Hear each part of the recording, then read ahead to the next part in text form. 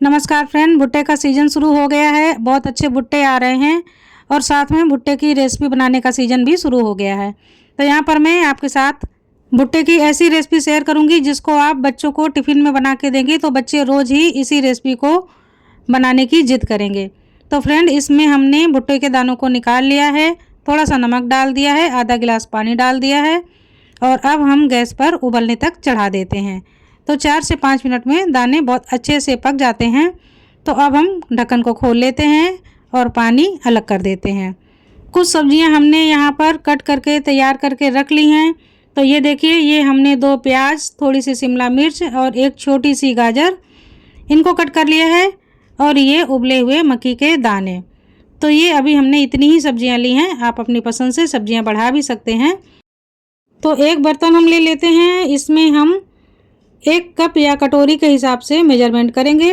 तो 1 कप हमने गेहूं का आटा ले लिया है और इसका आधा, ये छोटा कप है, इसका आधा हम मैदा ले लेते हैं। तो अगर आप कटोरी से मापना चाहते हैं तो 1 कटोरी अगर आटा डाल रहे हैं तो आधा कटोरी मैदा डाल लीजिए, तो माप बराबर हो जाएगा।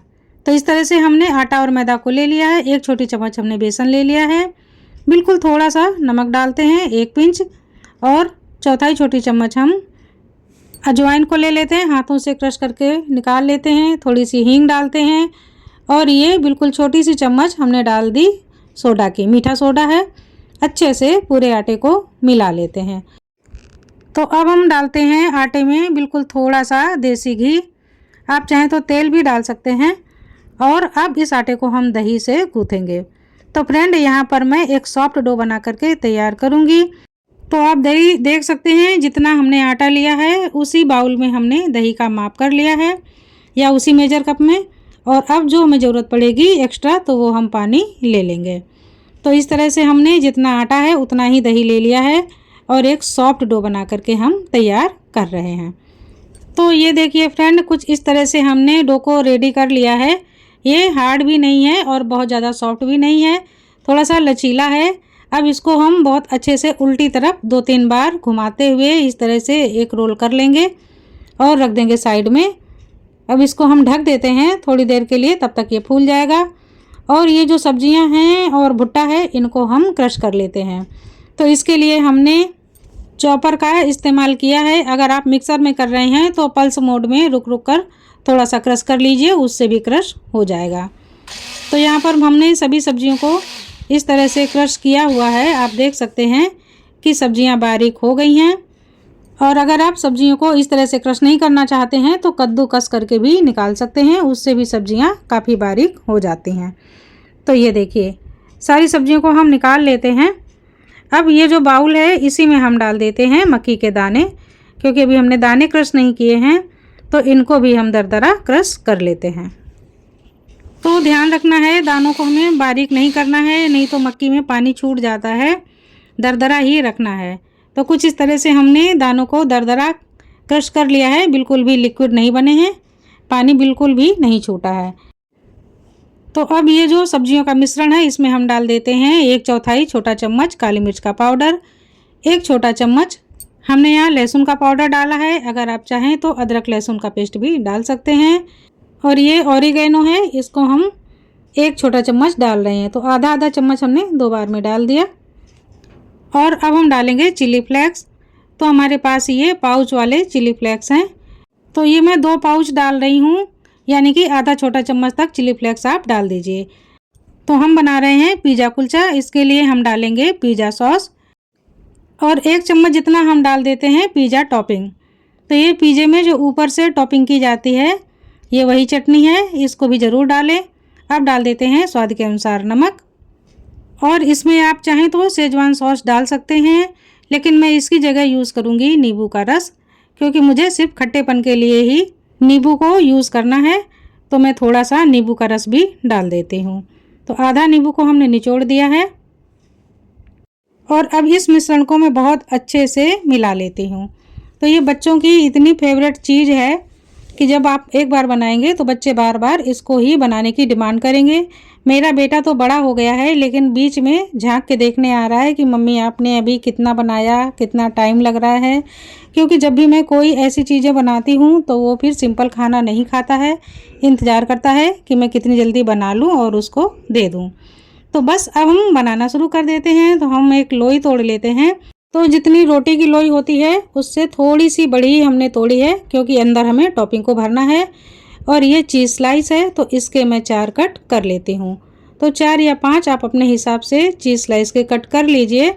तो यहाँ पर मैंने इस तरह से 4 टुकड़े में डिवाइड कर लिया है। इसकी जगह में आप चीज़ का क्यूब भी ले सकते हैं, उसको भी कद्दूकस कर यूज़ कर सकते हैं, या मोज़रेला चीज़ जो आती है उसको भी यूज़ कर सकते हैं। तो सबसे पहले हम क्या करते हैं कि पिज़्ज़ा सॉस लगा लेते हैं। तो हमने नीचे पिज़्ज़ा सॉस लगा लिया, जिस तरह से हम पिज़्ज़ा को बनाते हैं। अब हमने पिज़्ज़ा की सारी टॉपिंग रख ली और ये जो चीज़ का स्लाइस है इसको भी रख लिया। तो इस तरह से मैं यहाँ पर 2 स्लाइस रख रही हूँ, क्योंकि मेरे बेटे को चीज़ थोड़ी ज़्यादा ही पसंद है। और ऊपर से फिर से टॉपिंग कर लेती हूँ। तो अब हम कुलचे को चारों तरफ से दबा दबा कर बंद कर देते हैं। तो जैसे कोई कचौड़ी की फिलिंग होती है ना, बस इसी तरह से हमें दबा दबा कर भरना है, बंद करना है। और ध्यान रहे कि कहीं पर भी बिल्कुल भी क्रैक ना हो, क्योंकि अंदर चीज़ है तो ये पकेगी तो लिक्विड बनकर ऊपर की तरफ ज़रूर आएगी। तो इस तरह से हम बंद कर लेते हैं। और ऊपर से थोड़े से काले तिल या कलौंजी या धनिया पत्ती से आप डेकोरेट कर सकते हैं। तो यहाँ पर हमने काले तिल को चिपका लिया है। और अब पीछे की तरफ से हम तवे पर रख देते हैं। इसको बेलने की बिल्कुल भी ज़रूरत नहीं है, क्योंकि जैसे जैसे ही ये कुलचा पकेगा वैसे वैसे ये फैल जाएगा। तो ये देखिए, एक तरफ से कुलचा नीचे से पक गया है और अपोजिट साइड से हम क्या करेंगे, पलट कर इस तरह से पकाएंगे और अच्छे से घुमाते रहेंगे। तो जैसे भट्टी में बनता है उसी तरह से ये कुछ पककर रेडी हो जाएगा। तो ये देखिए, नीचे से थोड़ा सा चिपका हुआ है, इसको चिमटे से धीरे से उठाएंगे और ये देखिए कितना बड़ा कुलचा बनकर के तैयार हो गया है। तो बस इसी तरह से हम बाकी के कुलचे को भी तैयार कर लेंगे। थोड़ा सा पिज़्ज़ा सॉस लगाएंगे, स्टफिंग रखेंगे, बीच में लगाएंगे थोड़ी सी चीज़। तो इस तरह से ये देखिए हमने चीज़ भी अच्छे से लगा दी। और अब चारों तरफ से हमें मैदे को ऊपर तक उठाते हुए कवर कर लेना है। तवा हमने मीडियम गरम कर लिया है और इस कुलचे को भी हम बस ऐसे ही रख देते हैं। नीचे हमें तेल कुछ नहीं लगाना है और ऊपर से थोड़े से तिल के दाने ऐसे ही चिपका देते हैं। और अब हम ढक देते हैं। ढकने में 4-5 मिनट तक अभी हमें इसको और पकाना है। और ये देखिए, जो हमने पहले कुलचा बनाया था इसको हम तोड़ करके आपको दिखा रहे हैं। तो ये अभी बहुत ज़्यादा गर्म है और अंदर चीज़ है, ये लिक्विड बन गई है। तो हमें थोड़ा सा संभाल कर ही काम करना होगा। तो ये देखिए कितनी अच्छी चीज़ पिघल गई है। और फ्रेंड, जब आप इसको खाएंगे तो बिल्कुल भी पिज़्ज़ा का आनंद लेंगे। तो ये देखिए, अब इधर वाले पिज़्ज़ा को भी हम देख लेते हैं कि ये कैसा बना है। तो ये पिज़्ज़ा कुलचा भी काफ़ी हद तक रेडी हो गया है। ऊपर साइड इसमें मैं घी लगा देती हूँ, उसमें मैंने घी नहीं लगाया था।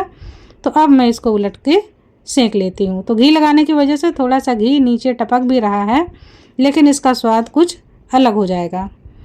तो तवे को इसी तरह से घुमाते हुए हम कुलचे को पका लेंगे। तो ये कुलचा कुछ ज़्यादा ही फूल गया है और चीज़ बाहर भी आ रही है। और ये देखिए कितना बढ़िया सुनहरा कुलचा बनकर के तैयार हुआ है।